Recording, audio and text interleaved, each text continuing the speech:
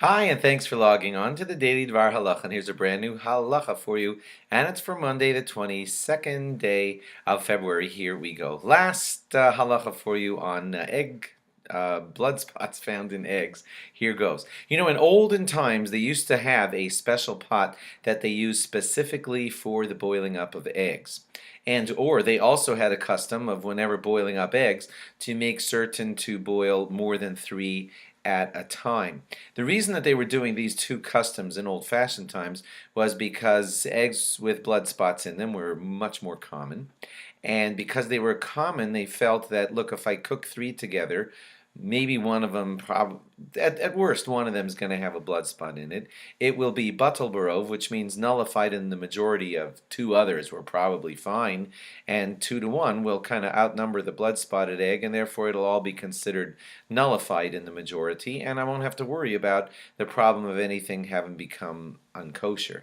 And if you're worried about it, well, it's the egg pot anyway, which I only use for boiling up eggs, and it'll never affect the rest of my kitchen. So they had those two customs going on. Nowadays, Rav Belsky says that neither of these customs is really necessary because it's so minimal to have happen that there's a blood spot, and even when you do see what looks like a blood spot, it's not really from a fertilized chicken, and therefore he says that these two customs of boiling 3 eggs at a time or using a special egg boiling pot is not necessary, says Rav Belsky.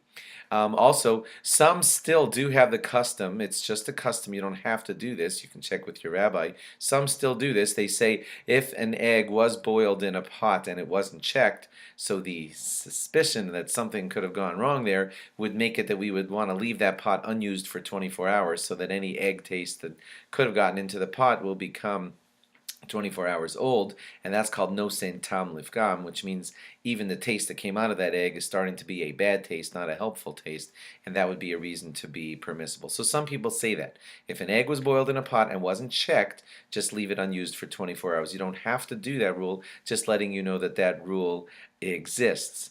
If blood spot in an egg ended up in a frying pan, so now you're wondering, uh-oh, do I have to go do koshering procedures on this pan to make it usable again? And the answer is no. That pan is not considered treif from having inadvertently had the blood-spotted egg be fried up in that pan. It doesn't ruin the frying pan. The frying pan will be fine for the next use. You could see we're kind of lenient in this situation. You may notice that sometimes in yeshivas where they're serving hard-boiled eggs, or seminaries, you know, hard-boiled eggs to 200 at a time to all the girls or the boys of the yeshiva. So how's that happen?